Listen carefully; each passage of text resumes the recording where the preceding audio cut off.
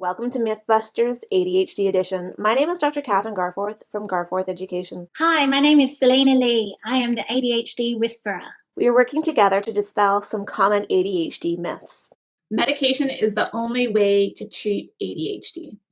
It's important that we realize that ADHD is a spectrum and requires many treatments to help create the most opportunities for success with the individual.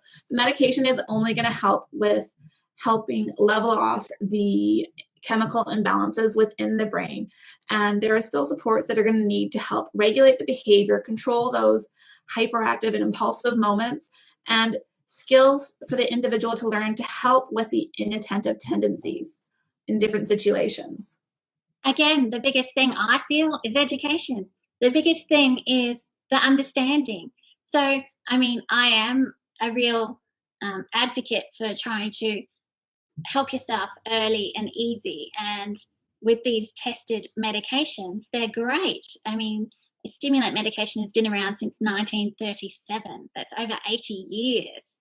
And they've tested it and retested it and reformulated it. And they have many different delivery mechanisms for the different individuals because we all have different neurotransmitter levels and metabolisms and comorbidities. So I love the fact that we've got that there and the science base and the evidence base for the medication, but they're like glasses.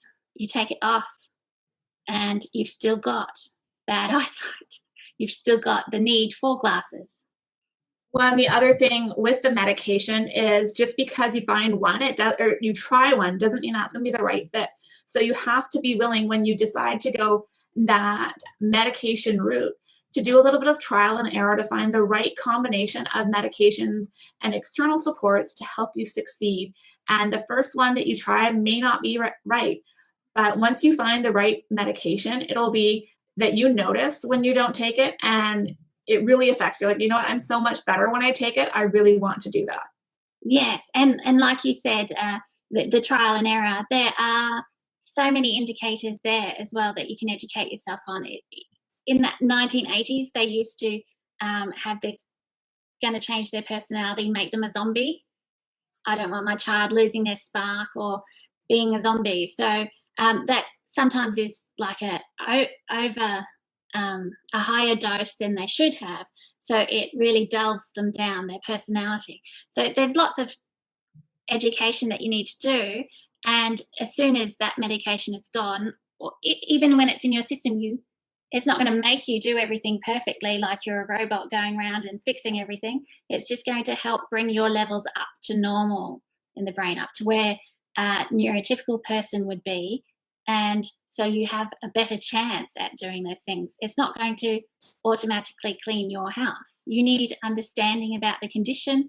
You need understanding about your strengths and your weaknesses and how to use your strengths to overcome your weaknesses and proceed for you in a way that's going to help you get what you want out of life. And whether that's to be calmer and happier, that's great. And whether it's to be productive and do more because you feel like you're not achieving anything, that can also be done. But it's the education, and with that is the therapy, the taking your children to a psychologist that understands ADHD so that they can give you a mental toolbox of what might help when, especially when they're younger and they've got those intense emotions. You could have the counting and breathing exercises and all of those extra things that you can implement if you've practiced them a lot, if you've done understanding of the regulations of your emotions and what to do. I think therapy really does help, and they do say that medication and therapy are a combination thing. It's not one or the other.